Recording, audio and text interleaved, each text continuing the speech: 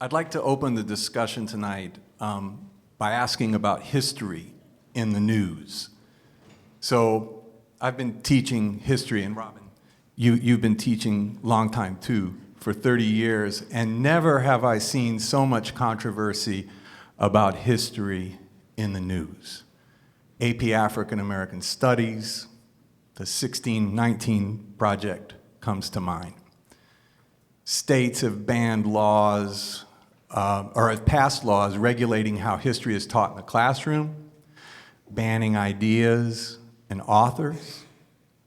Dr. Kelley, you've been named as a person of interest in the AP African American Studies curriculum, and you had your work removed from the recommended list of readings. That's why we invited him here tonight. For us historians, context is essential to the discipline. So I wonder if you and Dr. Perry can offer some thoughts on these matters, where we are and how we got here. I was going to ask you to start. Well, the first thing I want to say, where I am now is just such an honor. Yeah. And how we got here is even more thrilling. And I know that, we're thinking a lot about loss. And I know it's a heavy moment. And so even thinking about the question, in the context, not just of recent loss, but of so much loss, all over the planet. It's, history often is the thing that keeps us alive, meaning it keeps our ancestors alive, It keeps them alive, their ideas alive, the idea of thought, like when in the chant, like what you see, sometimes what you see isn't necessarily the tangible thing in front of you, but you could see things that may have existed in the past, and part of what history does is to deal with those things that people don't want to see, the difficult things, or the beautiful things that have been suppressed because it tells a different story. So where we are now, I've been doing this for 37 years, and I've never seen such a wave of censorship, especially coming from the levers of power. Mm-hmm. So what makes it different is the fact that we have these state legislatures, all over the country, by the way. 42 states have passed these kinds of laws that have suppressed very specific kinds of knowledge. Anything that supposedly makes people uncomfortable around race, gender, sexuality, right? And the language of that, we could talk about that. But the fact that what they're trying to suppress is this incredible history of resistance to racism. That's the story they want to tell. They're happy to tell the story of racism, meaning the things that are not named as racist, the things that are not named that way. So I'm concerned about the levers of power being imposed, which is different. That's not to say that we haven't been here before, that we haven't really dealt with censorship. One of the things we say in our book, our history has always been contraband, is that, and Imani knows this very well. I mean, some of the first laws against teaching enslaved people how to read were in response to Nat Turner's rebellion. So you talk about censorship, go back to David Walker in 1829, go back to 1831. So we have a long history of that. But now is the time when I think we have to really kind of battle in a way that I haven't battled before. So what are your thoughts? Part of the reason I wanted to defer to Robin is that I feel like I have been a nearly lifelong student of his. I wrote a fan letter 27 years ago to him about the impact of his work on my own when I was a graduate student, so I'll say that. I also want to echo both incredible gratitude for being here and also feeling deeply in community with you all through this difficult moment. There's something I think that's happening now about why there's so much censorship that actually I think has to do with a deep fear about the ways in which, in particular, young people are being moved by rich historical accounts of injustice and finding themselves not just impacted by them, but it's shaping how they want to be in the world. And then I think that there is an effort to suppress that, that is coming from the highest levels of power, because it does have the potential to transform a great deal. If you get young people, I mean, when we think about it, in some ways I think it's the fear that has always been present since the 60s, right? If you get a young people engaged in revolution again, right, what would happen? And that combined with the expansion of how they can acquire knowledge, even though there's lots of misinformation and disinformation, there's so much more, there's so many more resources. And so the retaliation against the possibility, the moral imagination, the expanded moral imagination of young people is just ferocious in this moment. And I think it makes the work that we all do even more important, right? Because it is a battle, and it's a battle at the level of, I almost think, so often when we have the discussions in the mainstream about this is sort of, there's opposing, there's wokeism and there's a retaliation, right? That there are these opposing sort of interpretations, as opposed to that there are some of us who actually believe that injustice is bad. And so we want to teach in a way that allows us to engage in a reflection on history that's a kind of instruction for how we be ethical and decent people today, right? And that gets lost in this sort of, as though it's just sort of different opinions, So I want to pick up a little bit on what you just said about people caring about injustice. And thank you, Dr. Webb.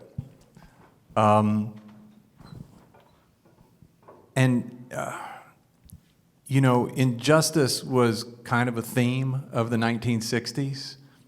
We know that. And I'm wondering if you might be able to draw some parallels and maybe some differences as well between where we were in the 60s.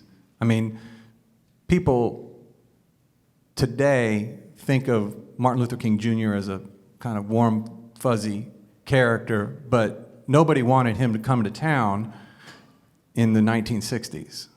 So how are things the same? What's the common thread here that we've been looking at, and how are things different in 2024? It's a big question, but let's just focus on King for a second. I don't know if you know this, but when the 1619 Project came out and all these states were banning it, Trump and his people, Christopher Rufo in particular, put together this document called the 1776 Project. And who do they raise to the level of hero? Martin Luther King. And they used King's idea to make an argument against that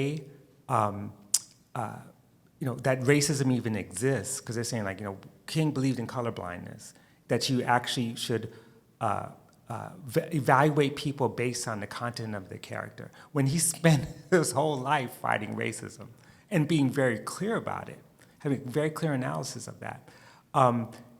They use him to push back against the idea of reparations, for example. When he actually said, there's a long overdue paycheck that black people are owed in this country. And that's just King. King also, was part of a movement, some were more radical than others, who were against the Vietnam War. And therefore, King was also against apartheid in South Africa. He was against the Portuguese dropping napalm in Mozambique and Angola and Guinea-Bissau. I mean, these are positions that he took, and I'm not making it up. And so one of the things about that period was that there was a kind of, radical insurgency that said, one, injustice doesn't stop here in the United States. We've got to think globally. Injustice includes colonialism, as we're on colonized land right now. Injustice is, he talked about the sort of triplets of, racism and materialism, right? And why am I blanking out? Militarism, thank you. Of course, I just said that. And so these three things are things that are still with us. And I think that there's a lot of young people, like Imani mentioned, who are trying to stand up against these things all at once.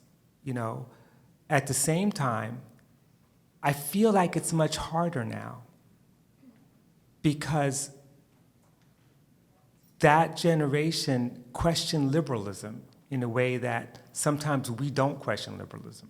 We think if we can just be more liberal, that we could fix the problem. When in fact, part of the argument they were making is that you've got a liberal regime waging war in Vietnam. You've got liberalism and trying to build the great society, but using money for weapons, abroad. And they're saying we need something better than liberalism, a radical transformation of society, And so that is the thing that I think the texts that are being banned, if you think about what specifically was being banned, they banned Angela Davis, they banned Kanga Yamada Taylor, they banned an article, which by the way you can get online, so I don't know what it's banning, but they banned work that actually called for a transformation. One of the fields they banned was a kind of subfield called Black Lives in the 21st Century. They banned anything having to do with, they try to put it back, Black trans lives, Black queer lives, queer theory itself. And these are, ideas that, they were there in the 1960s, but really have emerged as transformative ideas. Because if you transform gender norms, you transform all of society. You free people to be who they want to be, or who they feel they are, and you eliminate a whole range of discrimination. And that actually affects everybody. So there's radical transformation taking place, and who's the victims of this war? Are, people fighting for trans lives, people fighting for Black life, people fighting against colonialism, people fighting against militarism. So that's where I think there's a parallel. But I'm always telling my students that when you go back and look at that period, look at the kinds of demands they made. When they were trying to establish ethnic studies at San Francisco State, they didn't want a department, they wanted a college. They thought big, They didn't want to elect, the squad. They wanted to end U.S. imperialism. And they said, of course we're going to do it. And we're going to do it in 90 days. That's like vision. I don't know.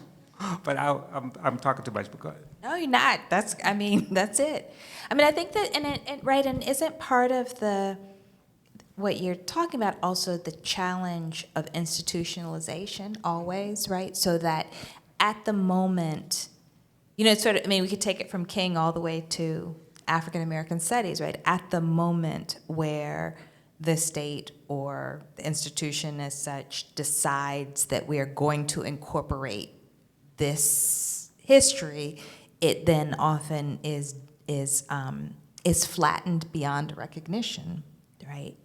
In order to not destabilize the institution as it currently stands. And I think we sort of occupy these complicated roles as educators, right? Because we are bound to institutions that in many instances we also find ourselves in conflict with, and trying to negotiate the same way we at times are in relationship to the nation that we're part of, right? And trying to figure out how does one negotiate that. And part of that is through the life of the mind. It's through the world of ideas. It's sort of how it is actually not allowing the imagination, the political imagination, to be held captive to the status quo, right? So we talked before our session started tonight about that big question about the university. And what you just said begs the question. What's the purpose of the university these days? You know, you've talked about the free exchange of ideas. How has the university changed?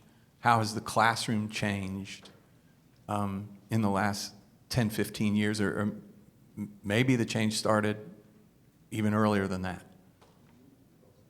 Okay. I mean, I will say it's hard for me to answer this question because my head is frankly spinning at this moment, because I think what I have witnessed, there's always been a kind of, I think, suppression of ideas along sort of the left spectrum of universities, right, in a sort of battle. I think at present, and this is, of course, also has to do with being at Harvard in this moment where it's not just, the sort of standard kind of pressures to not sort of speak in terms of leftist politics, but I think actually there are things with respect to Gaza, there is an absolute prohibition on an exchange of ideas to an extent that feels to me as though we're tipping on to the point of not functioning as a university. Because if you can't talk about ideas, if you can't debate things, if you can't sort of examine social and political realities, I don't know what a university is doing. So it's hard for me to answer because I actually feel like there's a kind of existential crisis that I feel very immediately at my current institution. Yeah. No, I feel that too. I was just spent this morning on a meeting. I'm on a task force at UCLA to deal with anti-Palestinian and hate as they use the term. I think that's a bad term for different reasons we can talk about, and Islamophobia. And then they have a separate task force around anti-Semitism. Oh, yeah, we have those. Yeah, and it's like, we said we want one task force, but they didn't want to do that. And it is a real crisis. You can't say anything. People are losing their jobs. Students are being doxxed. People are getting hurt. People are being shot who are students at Brown University and elsewhere. I mean, it really is an existential crisis. And one of the things that is interesting about the changes in university, part of the battles that were taking place in the 1960s, besides trying to, bring more people of color in university, was pushing back against the kind of military contracts, research contracts, which flow of money. Right now, and you could speak to this about Harvard, universities, private and public universities, are dominated by donors. The percentage of money that actually comes from the state of California that funds UCLA is just a minuscule amount. Most of it's, we had a $4 billion capital campaign. And what that means is that donors often drive policy. They force, the board of trustees makes decisions over and above the trained scholars, the academics, who actually should be the ones making certain decisions. And that's the thing that worries me, it's capital. I was wondering if you could talk a little bit too about the disconnect in the public mind on these matters, especially between the idea of free speech and free inquiry in the classroom. Yeah. I mean, it's so interesting. Like, I think that it's so funny how many free speech absolutists now want to control speech. So all these things you can't say now. Which actually is, I think for a long time, the discourse around free speech was actually, I want to be able to say things that are offensive and insulting to entire communities of people and not have them respond, right? So it wasn't actually, it was speech without a talking back, and the conception of talking back is from people who were silenced or excluded for so long, right? So preservation of this idea that there's some people who could not speak or could not participate, right? That was the idea.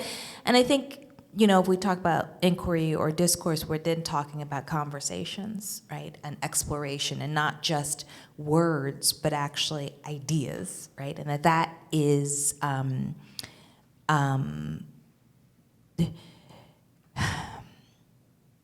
I don't want to sort of,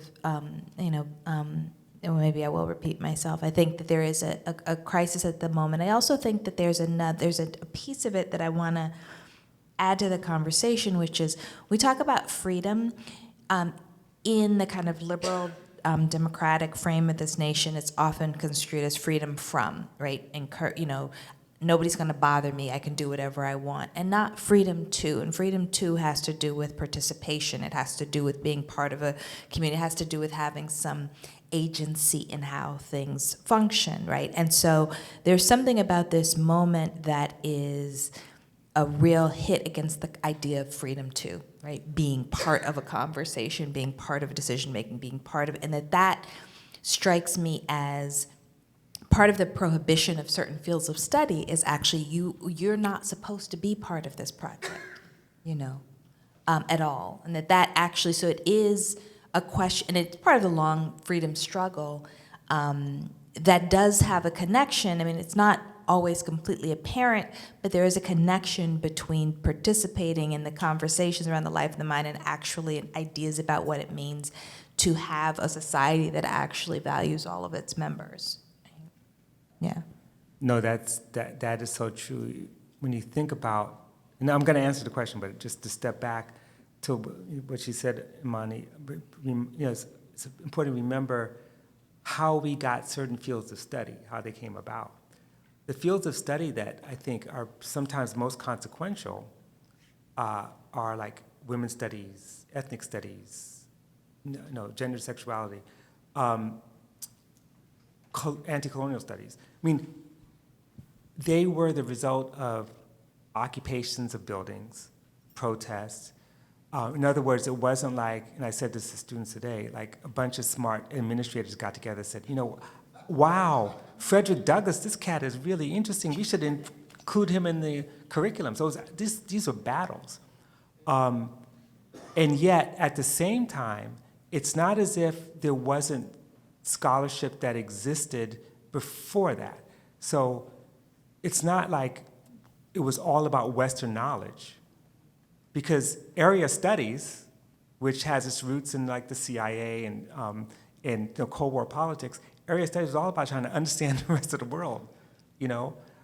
Anthropology in the colonial, so there's so much anthropology like in Africa and Asia, in Papua New Guinea, places like that, were really about trying to understand how to rule. So it's not like there's a shortage of knowledge. It's like, what is that knowledge for? The knowledge that came out of those protests was insurgent knowledge. It was knowledge that said that, we don't just care about knowing things for the sake of it. We care about changing things. And knowledge that helps us understand how to change things is what's really valued. And that's also about what excludes us. And right now, with respect to Palestine, and I should really want to underscore this point, many of the people who claim to be defending, diversity, equity, inclusion, who were complaining about how all the right-wingers were taking over, schools and undermining academic freedom, when a speaker, who's actually a law student, gave a speech at a graduation at City University Law School, and basically called out the NYPD, called out, and this is before October 7th. She basically said, Palestinians are being killed in the West Bank every day. And they tried to keep her from getting her degree. They tried to block her from getting a job. They basically censored her. And the same liberals who are like, oh no, when it comes to Palestine, this is Palestine exception. So what we want, what I want, I think what all of us want, is a university in a world in which we can actually have free and open debate and discussion, even on politically sensitive issues, where we distinguish academic freedom from free speech, meaning that academic freedom is about the protection and defense of scholarship, even if we don't agree with it, that has some kind of basis in, well, whether it's evidence, whether it's developed thought. I mean, that's what we're dealing with. We're not dealing with someone just sort of saying something offensive. And yet what's amazing is that universities have been the sites to bring really offensive people who have no evidence at all for what they say, and they'll fight to have them speak. And then they're telling us at UCLA that settler colonialism, the term itself, is an epithet. I'm not making it up. So that's sort of where we are. It's so rich with contradictions, and these are dangerous times. Peter, can we start collecting some questions from the audience? And then I do have a question, though, to follow up with Imani. And,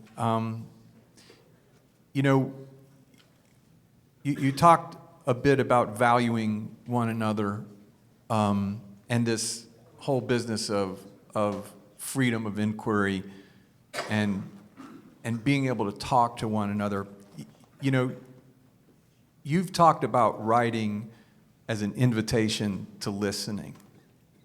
And I was just wondering about if you could talk a little bit about listening in the classroom, listening in the public square.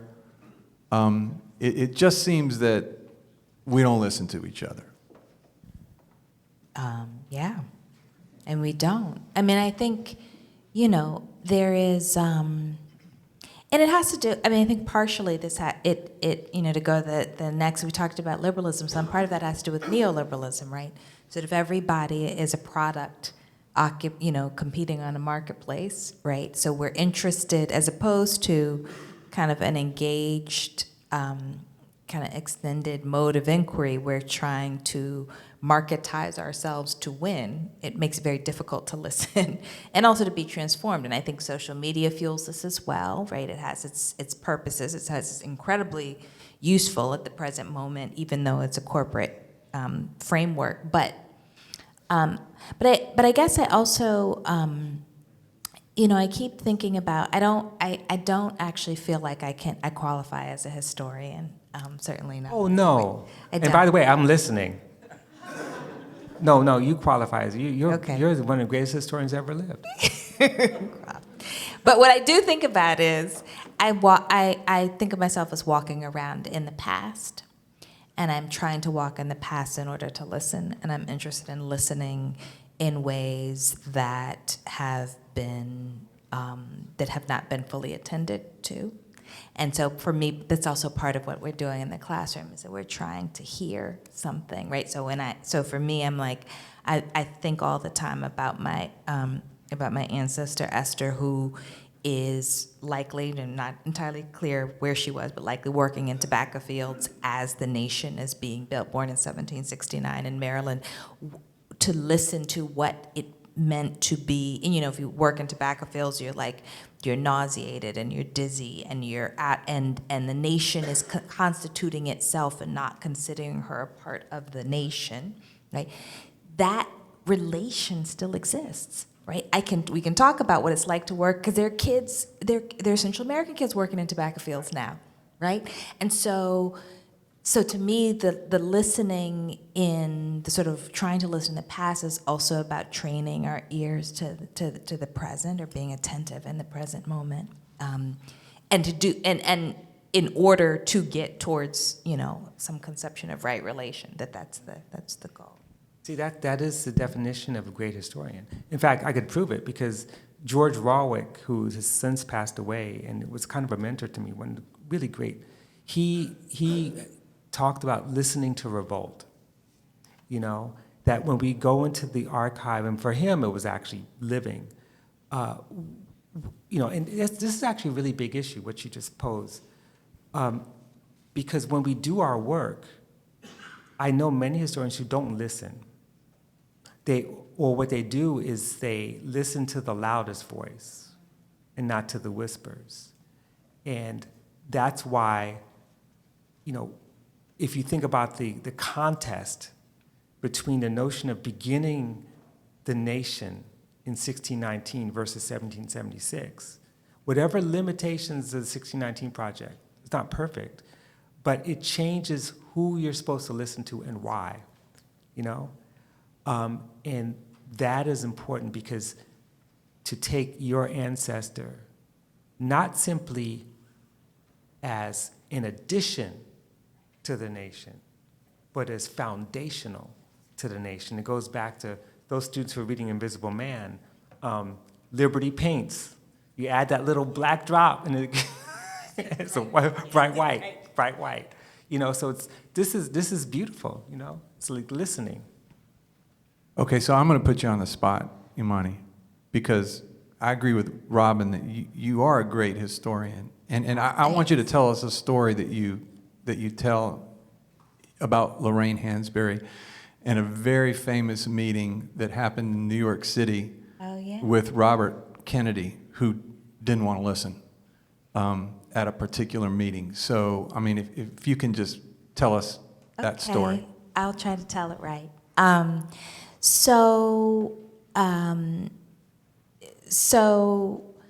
this is actually really important, especially around the question of sort of the lionization of certain historic figures, right? So Robert F. Kennedy tells James Baldwin, come to the Kennedy apartment in Central Park. It's not west, south, east. It is west? Okay. East, okay. And essentially the idea is that there's concern that the movement in Birmingham is creating political trouble for the Democratic Party. So the idea is bring these prominent black people, Negroes at the time, to the apartment so we can get them to do the work of sort of putting out the word to quell the protests, right? So we know this is a kind of, you know, what Adolph Reed talks about as a kind of custodial politics model, right? And sort of like put them out and get people together. And so the meeting starts awkwardly. So it's James Baldwin, it's Lena Horne, it's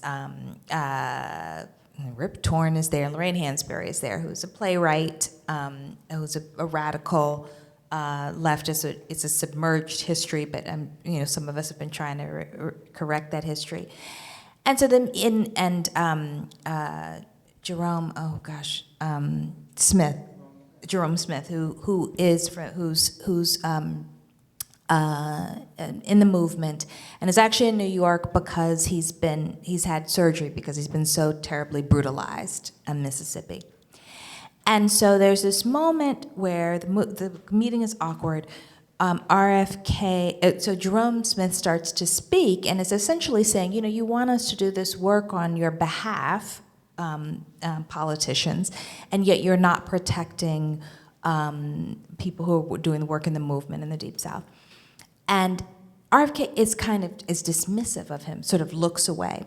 And this infuriates Lorraine Hansberry. And she's famous at this moment. You know, she is a star on Broadway and the like. There's a movie that's come out of her play Raisin in the Sun, if y'all are not familiar with it. And she pivots, really her intervention turns the meeting on its head. And she basically is opposed to saying, she says, not only are we not going to, you know, tell black people in Birmingham to stop protesting, but they speak for us. And what we want from you is a moral commitment to civil rights, right? And what's interesting is the newspapers, everybody knew this meeting is happening because the newspapers the next day, you can look it up, and describe the meeting as a failure, right? Because they stood, the black folks get up, they leave the meeting, they have failed, the Kennedys have failed, but it is, what I think is powerful about it is that the language that the administration takes vis-a-vis civil rights changes after that. And they start to talk about it as a moral commitment. Now, we can critique what the Kennedy administration failed to do on civil rights, but it was a really important moment to me because it's this occasion where here's a series of people who have a degree of prominence and access. And as opposed to preserving that prominence, they make a decision they're going to use it to actually support the cause of organizing. Right? That, to me, is like, that's the model, right? And it's a model that does still exist, but I think it's not necessarily highlighted in the way that it ought to be. I just have to say this, I'm sorry, but the book is just beautiful. It's a real radical account of Lorraine Hansberry's life, and it just so happens you need to get the audiobook because Lisa Gay Hamilton, my wife, is the reader of the audiobook. And it's gorgeous. Yeah. Yes. And I swear you think Lorraine Hansberry is in your ear. And I have to say, before I gotta say Okay. this, I had fantasies about Lorraine Hansberry before I met Lisa Gay, so that was like a good life for me. That's perfect. I will just add that the research, see, this is all roads lead to Robin, because the research assistant for that book was Robin's daughter, Eliza, who is a brilliant scholar as well, who found all kinds of gems in the archive for me. So that was, yes. Okay. Thank you for that, for indulging me on that too, by the way. But seriously, I'm honest, you should get the book. The book is really, it's not just Lorraine Hansberry's life. It walks through really the most possible period, and she is such a visionary.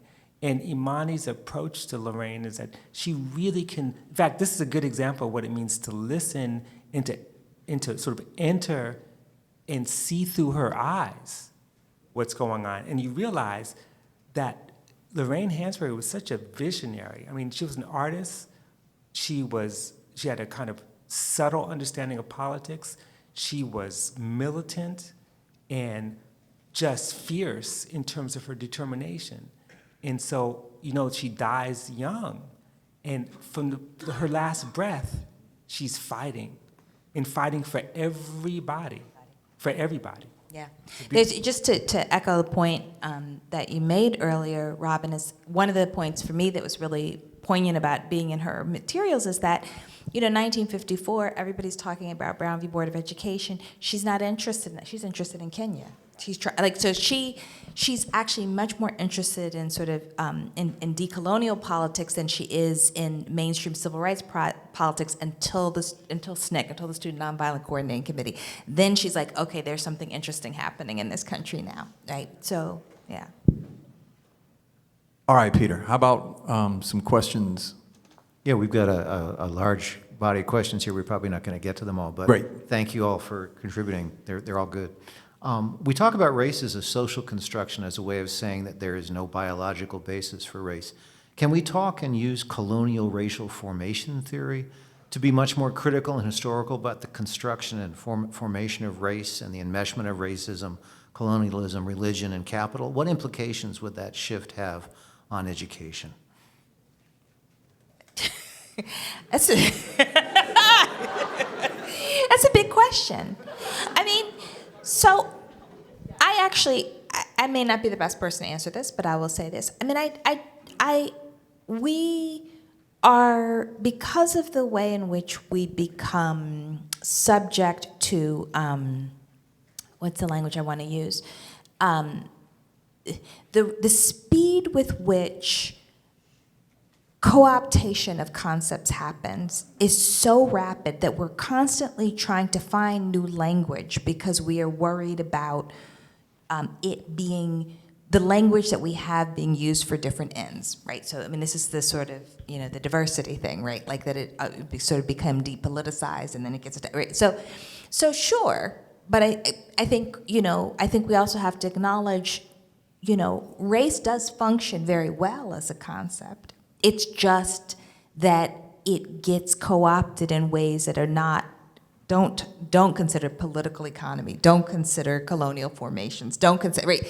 And so I think we can also argue that that's what we mean when we talk about race too, right?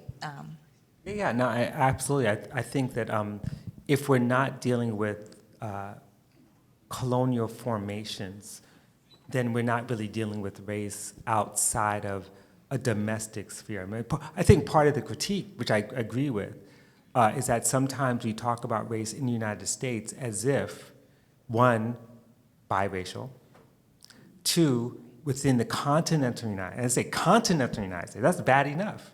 You know, you don't even get outside the continental United States. But when you think about, you know, if just one example, the first journal of international relations was initially called the Journal of Race Studies. Not in a positive way, but imagine what that means. I mean, in other words, that that colonial formation itself was always based on racial difference, racial construction, and ultimately racism. So it's already there. They've been thinking about this, and once we sort of pull back and become more parochial, we don't see it. And this goes back again to Lorraine Hansberry, whose understanding of race kind of begins with the Congo, with Kenya, with Nigeria, you know. I mean, and for us to return to that work, to me, is not doing something radically different. Just give it a new name. I think I totally agree with Imani. If we're not doing that, we're not doing our job. Can I just read something that Ellison has to say about these matters, Ralph Ellison? And it doesn't address the sort of language of colonialism, but it does have to do with how we approach history of the United States and Black people's contributions and shaping of that history. So here's what Ellison wrote in 1970 in an essay called What America Would Be Like Without Blacks. And it goes to this idea of race as a social construction. He says, if we can resist for a moment the temptation to view everything having to do with Negro Americans in terms of their racially imposed status, we become aware of the fact that for all the harsh reality of the social and economic injustices visited upon them, these injustices have failed to keep Negroes clear of the cultural mainstream. Negro Americans are, in fact, one of its major tributaries. If we can cease approaching American social reality in terms of such false concepts as white and non-white, Black culture and white culture, and think of these apparently unthinkable matters in the realistic manner of Western pioneers confronting the unknown prairie, perhaps we can begin to imagine what the United States would have been or not been had there been no Blacks to give it, if I may be so bold as to say, color. And I wonder if you can just respond to what Ellison is saying there. And well, it's really fascinating to put these points next to each other, because on the one hand, you know, I mean, I think Ellison is right in saying that you can't have a sort of a sense of American culture without Black people. I disagree with Ellison in his interest in separating Black Americans from the rest of not just the Black world, but what was called the Third World, right? And so there's this. I think Black Americans occupy this fascinating space of being, on the one hand, deeply American, deeply embedded in the American project, and also deeply have this legacy of being deeply resistant to it, deeply identified with people who, being oppressed within, but also connected to. I mean, this is part of the reason for because people kept saying, "Why did you go to the Caribbean and South to America?" Well, because it's part of the point, right? It's that that there is a deep connection beyond the borders of the nation state, and so it's the both and. Right. Yeah, ditto everything you said, and I would add to this, it's when he says the pioneers on the prairie. It's like, okay, you just messed up. Because that, I mean, it's like, and it's funny, because when you read Langston Hughes' beautiful work about Let America Be America Again, there is a stanza where it's like, there's no question, there's no kind of critique of the settler origins and indigenous people who were being rolled over. And so so that to me, once he says that, it's like, okay, well, you kind of messed up. Although I understand what he's saying and doing, and that's a kind of common position about Black America being kind of fundamental to the making of. But I totally agree with Imani. If he actually had a critique of the prairie, he would have to get out the United States and deal with indigenous dispossession in the United States. I think that's a real fundamental part for race making, you know? Peter. You mentioned that when radical ideas or programs get institutionalized, they get flattened or transformed to protect the norms and power of the institution. So how does one combat this when advocating for institutional change? I mean, I think it's in the doing. I think one of the mistakes we make is we think about ends too often as the goal, as opposed to how we move through the world as being the goal, right? And so the moving through requires constant negotiation, resistance, reimagining, contestation, being contested, being challenged, all of the above. So I don't know that.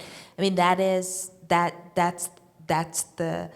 My mother. I'll say that my mother always used to say, you as an educator and as a person, as an intellectual, you work as though the society is going to be free, and you know that it's not. It's just it's what you do.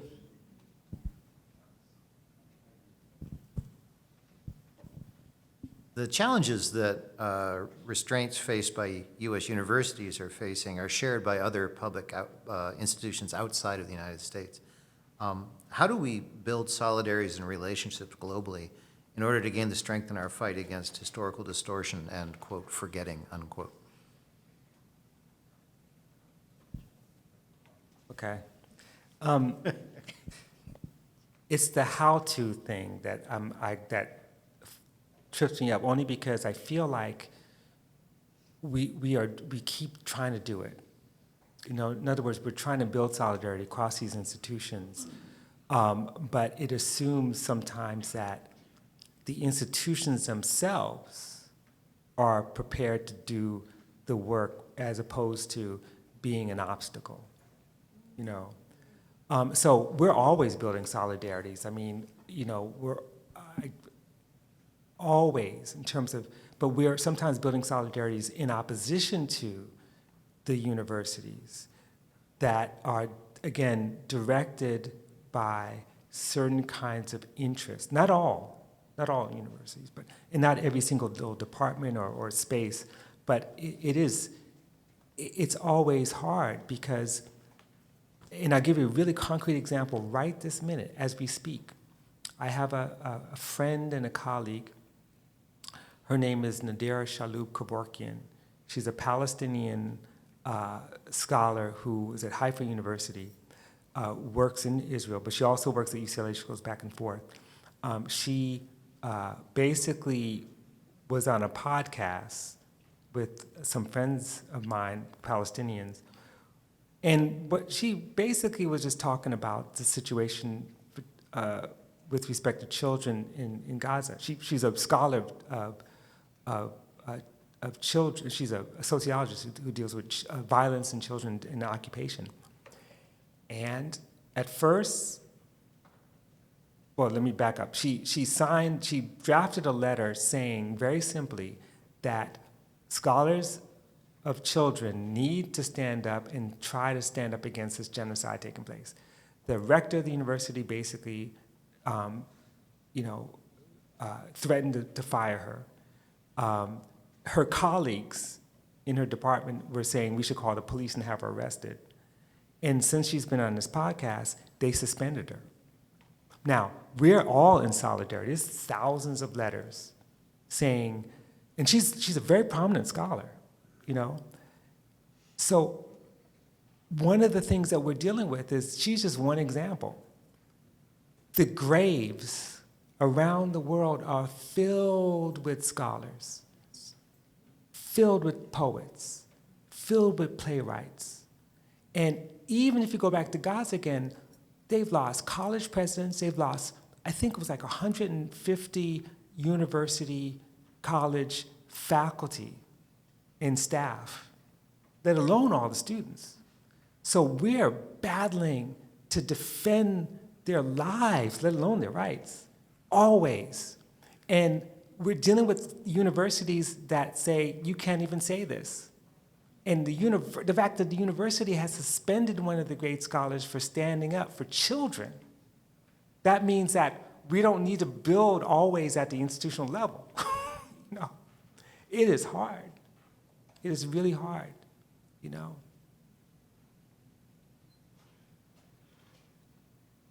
This is a multi-part question. Do you think education, universities can truly be a place for the free exchange of ideas in a capitalist system? Specifically, do you feel that part of the reason why there's so much censorship on campuses and in academia is due to education becoming a human capital project? I mean, you know, I don't think it's.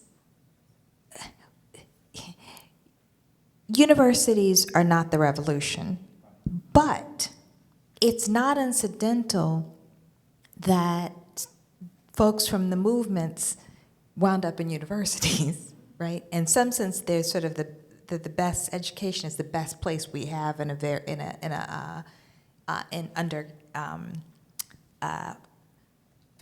fraught conditions, right? At best, right? But I do think there is the risk, I think particularly now, of romanticizing the exchange of ideas to such an extent that that people can say all kinds of things without actually having to grapple with exploitation and injustice, right? And so I think that the question is a good one because it actually is a question that's about keeping us honest about what we're doing. Right. Yeah, and if I was thinking about the question, I love your answer because capitalism is way more sophisticated than that. They don't actually suppress free speech. In fact, they sometimes encourage it. Yes. You know? You can make money off of it. Oh, yes, definitely. You can monetize that shit, you know? I mean, that's what they do. So I think that, I don't think that's a problem, but I remember Hazel Carby gave a talk many years ago in New Orleans, and I remember her saying, it is a lot easier to integrate one's syllabus than it is to actually integrate, certain suburban neighborhoods, or to actually defend and protect the right of workers to have a living wage. They could have debate. I mean, there's a lot of Marxists in the university. That stuff that the right's saying about Marxists taking over, they're not taking over, but they're everywhere. I'm one. I get paid a lot of money to be a Marxist, you know? And that's the point. It's that one of the things about capitalism in its neoliberal form in particular, but even before that, is its ability to co-opt, to seize it, and it becomes the thing. It becomes the thing that they can sell. So here I am, and Imani, who's a quite radical scholar, we're used to recruit students to come pay that high tuition. So I have no illusions about how revolutionary we are. We're trying to do the best we can under the circumstances, but it's when we make that leap to say, okay, we're going to support the graduate student union. We're going to form a union. That's when they come down. That's when they come down on us, right? When you actually have concrete actions that could undercut their authority, that's when they come down on us. But you could talk about that stuff all day long, and they won't bother you. This is a question from a student, but it's one that I think all of us who are teachers think about a lot. How do you cultivate a space for free inquiry? What does that actually look like? Yeah. I will say this, and I think sometimes it's counterintuitive for someone who holds, as an educator who holds very sort of strong positions, but I am really serious about the classroom being a space of vulnerability where people can ask hard questions, sometimes hard questions that for some members of the community may feel offensive or challenging, and that we're dedicated to working through them. But also, everybody has to be comfortable with being corrected, right, and being challenged back, right? And so I think the way that you cultivate is you actually do it. I use as a model and it's just because of my coming of age, I think a lot about consciousness raising in the 60s and 70s, right? And the idea of sort of, that you're there, we are working together to have a deeper understanding. So the classroom is that, and I feel like I'm participating in that as well. And so it's a laboratory. Yeah. The right to be corrected, that's so important. The right to critique and to not be afraid of critique. To understand that critique is an act of love. It's not hating, by the way. Anyone who says that, you all on Twitter too much. But critique is an act of love because what you're doing is really taking someone and their ideas seriously and trying to help them advance. And in the process, you advance too, because critiques don't always have to be right. Part of being wrong is part of the learning process, And then the other thing, I think, and we talk about this all the time, the classroom is a place of vulnerability. That is right. I totally agree. The classroom should be a safe space, but it should not be a comfortable space. I mean, because if you're comfortable, then discomfort is sometimes putting you off kilter because you're learning something that's new. And I know that many times, I tell my wife this all the time, I said, the one time when I'm giving a talk or a lecture, when I know I'm failing, is when people in the audience doing this. I'm like, dang it. Because I want to be able to give a lecture and a talk where they're like, oh, and then they start writing stuff down. Because they're learning something that they hadn't thought about, even if they disagree. It's when everyone starts to agree, I'm confirming what they already think they know. And that to me that's my discomfort level. That's so huge. I mean, because I think particularly now with the marketization of the celebrity intellectual is that the drive is to say the thing that everybody is going to applaud, which is actually not, in some sense, it's actually not really doing intellectual work. Right, it's like turning yourself into a sports team. Yeah. I'm going to take the liberty of just building on that. This idea, and this maybe goes back to the capitalism question, that students are entitled to comfort, that they have upgraded to first class by enrolling in your universities, and therefore they should be served drinks and given the first class meal, whereas the function of a university is, of course, to make you profoundly uncomfortable about what you think you know and why you think that way. That's a new thing. That's a concierge, attitude, And I don't know how it is. I've never taught at a big Ivy League school, The closest, that's not true. Columbia is an Ivy League school. Yes, it is. That's right. I think of Columbia. But that attitude is a new thing. It's like the last, I would say, 8 years or 10 years, where students come in and feel entitled. Do you remember the days when students would come in and they would argue about a grade based on the substance of the work? So they would say, reread my paper. Like, I did answer, I did sort of provide evidence, here's the answer. I don't get that anymore. I got students coming to me saying, I'm trying to get into medical school. Absolutely. Can you just raise my grade? And if you don't, it's so unfair. What's wrong with you? It's like my daughter saying, what's wrong with you? You can't, listen. It's the same thing. Right, and now I teach an institution where everybody thinks that, stop. Everybody thinks everybody's supposed to get an A.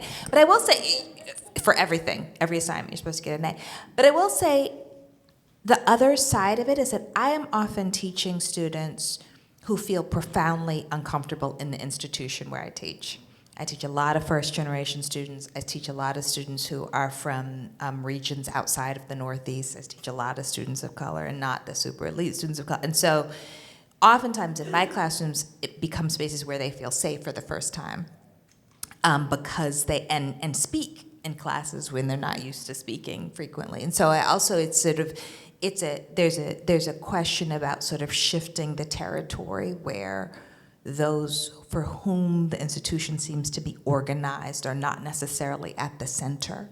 That's part of what is getting challenged. Just to kind of build on that, you say that youth today aren't as radical in their demands as they were during the 1960s. What do you think contributes to that? Well, I didn't want to leave that impression. I was saying in some ways they are, some ways they're more radical, you know. In fact, I would even say that organizationally, this generation is way ahead of that generation because they deal with things like accountability, right? They deal with the internal contradictions, the kinds of violences that happen within organizations and actually deal with them, attend to them. I think that the issue of gender, beyond identity, is something that's so central to organizing today. I think that they are way more sophisticated in their ability to use information, like way more sophisticated. So I don't want to say that. Part of what I was trying to get at was a very small point, which has to do not with being radical, it also has to do with scope. That there was and maybe this is a naivete on the part of a generation, 1960s and early 70s. And it kind of makes sense when you think about where they're coming out. They're coming out of the Cold War. They're coming out of anti-communism. And they're coming of age in that period and then dealing with seeing for the first time U.S. empire being defeated by a nation that people didn't even know about before 1945, being defeated. Like no one, and this is a period of decolonization, so there's a way in which the scope of the world gets big and you feel like you can win. And I don't necessarily think that's necessarily radical, but it's bigger. So I don't want to say that. I think that that this generation is incredibly radical. But one last thing I want to say about this, and I say this, Fred Moten and I talk about this all the time.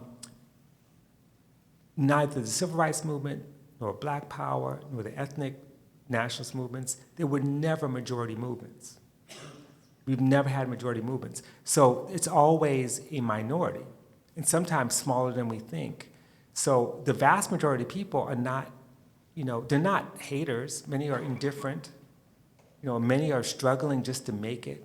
But the people who risk their lives and time and energy and their future to build these movements, they're the ones that are way ahead. And I mean, Hawaii is a good example of young people organizing around the question of the continued colonial domination of the islands, right? It's way ahead. Chicago, Illinois is one of the most radical cities right now where, all these people around police brutality, around housing, school closures, they're doing really important work, even in terms of getting reparations for torture by the Chicago Police Department. So everywhere there's all this amazing stuff happening, and part of my frustration is that we got these, I'll name them, these older white leftists from the 60s, and not just white ones, some of the other ones too, but who say,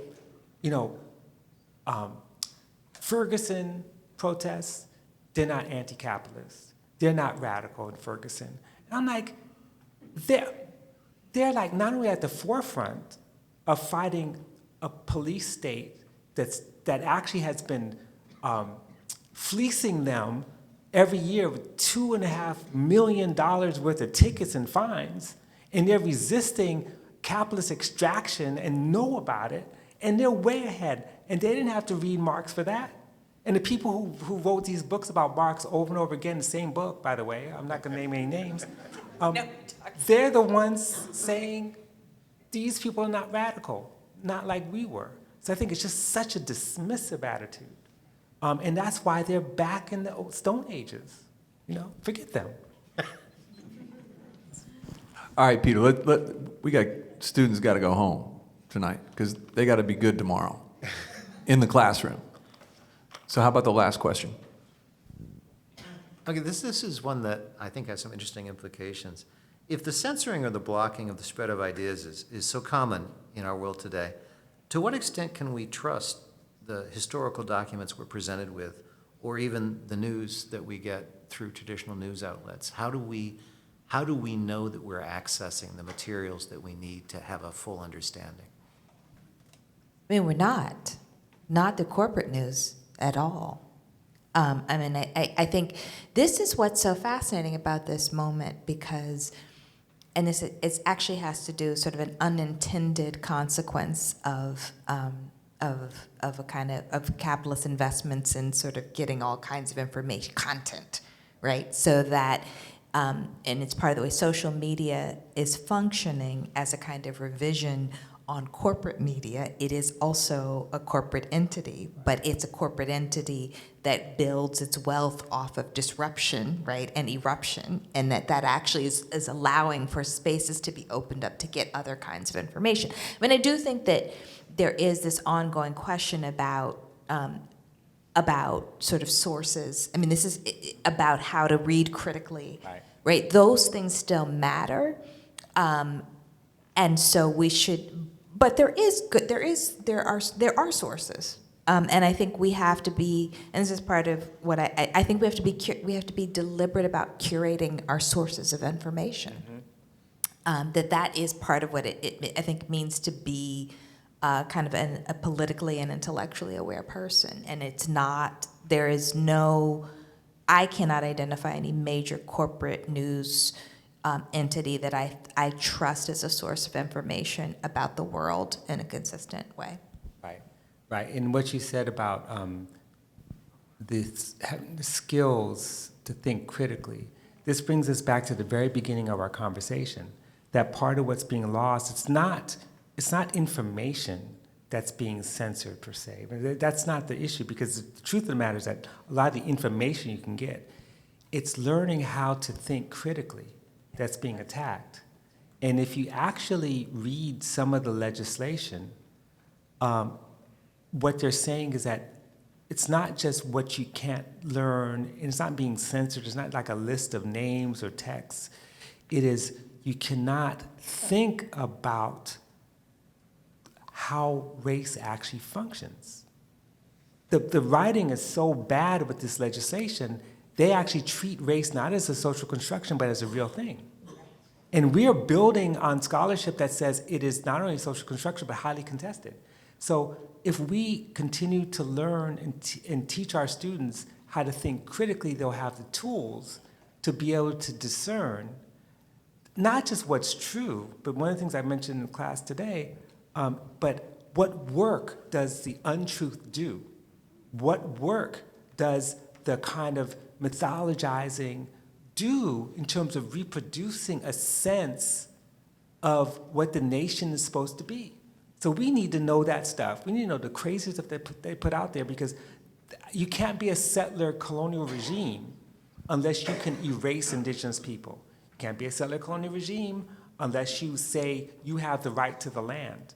You can't be a settler colonial regime if you believe that private property is God-given. I mean, these are the things that we need to know about to be able to critique, and we have those weapons to defend ourselves, then we don't have to worry about it. We take back our universities, take back our institutions, and then, free the land. Thank you, everyone. How about a hand?